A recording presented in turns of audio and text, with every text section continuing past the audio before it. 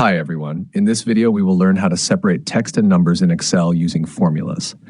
Here I have a few cells where names and numbers are together in the same cell. We will separate text names into column B and numbers into column C. Separate text names. In cell B2, write this formula. You can copy it from the comment section. Explanation. The find function looks for the first number in the text.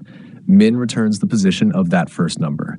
Left then extracts everything before the number, which is the text part. Press enter. Then drag the formula down from the bottom right corner to apply it to other cells. Separate numbers. Now in cell C2, write this formula. Explanation. Len counts the total characters in the cell. Find locates the first number.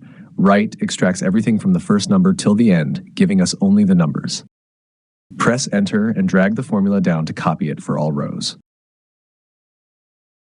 And that's it. Your text and numbers are now separated into different columns. To learn more useful Excel tutorials, watch my other videos.